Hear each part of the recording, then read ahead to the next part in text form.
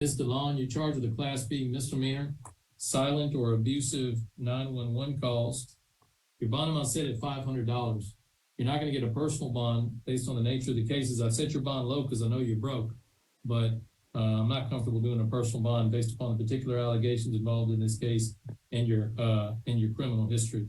So you're going to need to either have someone come down to the jail with $500 cash, in which case, if you show up for all your court dates, you'll get your money back at the end of the case, or you can go through a bail bondsman or a lawyer.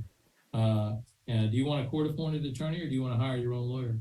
I have a question for you. I've been put through prisoner abuse with cases against me in the last 3 or 4 years here when I was not guilty of them. I was abused by them. People who were incarcerated here. I had false reports made and abused by people who were employed by Travis County. I had my rights violated by Jackson Gorski, who is a court-appointed attorney. Well, I tell you what, I can't. And I'm wondering, and I'm not guilty of the charge. Okay, well. And I'm regretting if I have no way to pay the bond, and I'm staying through even so much prisoner abuse by the inmates and the people who are employed by Travis County.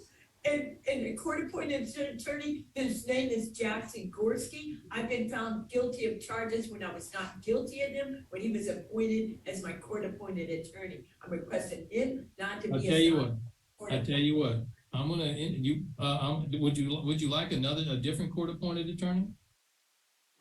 Yes, I'm requesting that he never be assigned as a court-appointed attorney for me. I'm not guilty of the charge. And if I start talking about what happened, nobody's going to help me. You're basing everything on my past history. I've been brought here when I wasn't even guilty of the charges and put through horrendous prisoner abuse. And some of that was recent when I was attacked by people who were incarcerated here. I was abused by the people who were employed here by Travis County. Well, I will tell you what, you can talk to your lawyer about that, and you can also file a complaint with the Travis County Sheriff's Office and with the police department. And you're certainly welcome to do those. I can't speak to those things. I don't have any personal knowledge of those. What I can tell you is that you've been arrested over 30 times in 6 different states, and including multiple times here in Travis County, including this same exact type of charge just back in February. And no, I'm sorry, February, and then in March of the previous year. That's when I was put through 3 months of prisoner abuse, and that was dismissed. It never went into a courtroom. I had to put up with 3 months of abuse from people who were employed here. Well, talk to your lawyer. I'm going to indicate that you don't want the same attorney, and your attorney. I'm requesting him never to be appointed, as he is biased toward me.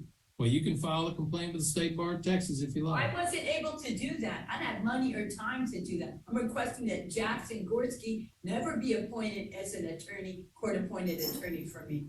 He violated my laws against me multiple times when I was unable to speak up for myself in a courtroom. I was not, it didn't even go into a courtroom the last case. I wasn't even guilty of it. I sat through prisoner abuse for 3 months.